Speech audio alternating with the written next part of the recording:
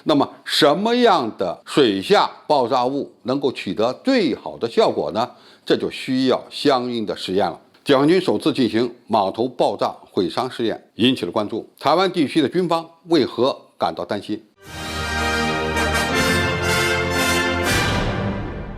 观众朋友，大家好，我是付天少。近日呢，多家境外媒体集中关注解放军近日所进行的一场码头水下爆炸试验。海军某研究所在某军港成功地组织了一次针对高装式码头的水下爆炸试验。一颗水下爆炸物将试验码头完全摧毁。报道称，试验获取了大量的实战条件下的爆炸毁伤数据，为战时战场决策提供有力支撑，并强调这项试验在中国属于首次。一些报道还炒作说，解放军进行的这次试验是针对台湾的军港的。也有一些分析员认为，这样的战法未来呢有可能被应用于反制美国针对中国的分布式作战。由于美国认识到航母等大型舰船以及中国大陆附近的大型军事设施很容易遭受攻击，因此他们正在采取一项新的战略措施，将军力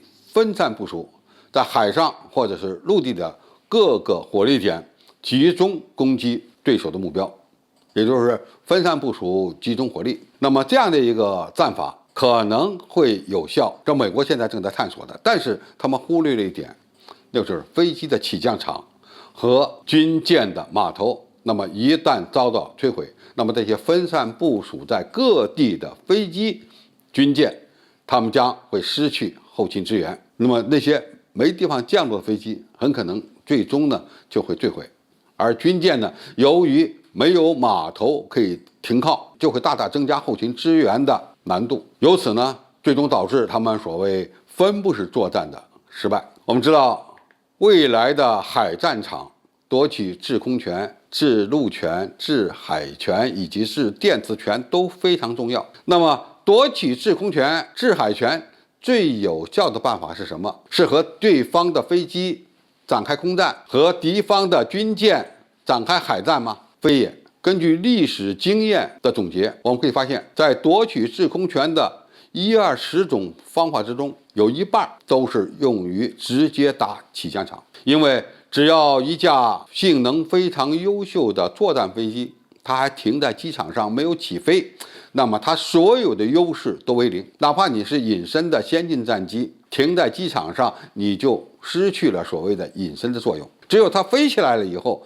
才能发挥它的先进性能。而在空中要想击落一架先进战机，那可是要费很大的事儿了。何况你还不一定打得过它。但是只要它停在地面上，停在机场上，那它所有的优势都等于零。只要你对敌方的机场发动大面积的攻击，就有可能把这些先进战机毁于地面。那么军舰情况也是这样，因为军舰的损耗在航行时还是相当大的，因此它要定期回到码头进行相应的修整和补充，甚至呢还要定期进行中修、大修。那么这些处于修理状态的军舰，一般来讲就丧失了作战能力。哪怕就是那些执行日常巡逻任务的军舰，到点儿它也得回去补充燃料、补充弹药。那么在这样的一个情况下，它的优势也就等于零了。因此，攻击敌方的港口也是夺取制海权非常重要的一个方式和方法。那么怎么打机场，怎么打港口？首先一点，需要你的胳膊比较长，拥有长程的打击能力，那么才有可能呢集中火力攻击敌方的起降场和港口。那么打机场手段很多了，比如说地对地导弹、无人机以及机载的各种精确制导弹药，包括撒布式弹药、反跑道的炸弹以及穿地弹等等。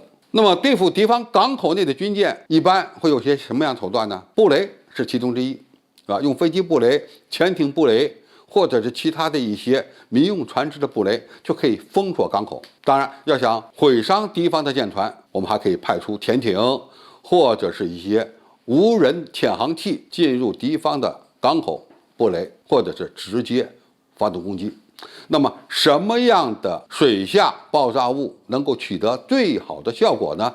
这就需要相应的实验了。那么通过不断的实验，掌握了相关的数据，就可以研发出更加有效、可靠的武器系统，从而达到毁敌于港口和机场上的目标。这也是此次港口爆破试验和毁伤效果评估的一个重要的目的。我想通过不断的试验、改进、研发，那么我们无论是在未来夺取制空权、制海权的方式手段方面，将会拥有更多的技术储备，研发出更多更有效的新战法、新战术。好，今天的评述就到这里，谢谢大家收看，我们下期再见。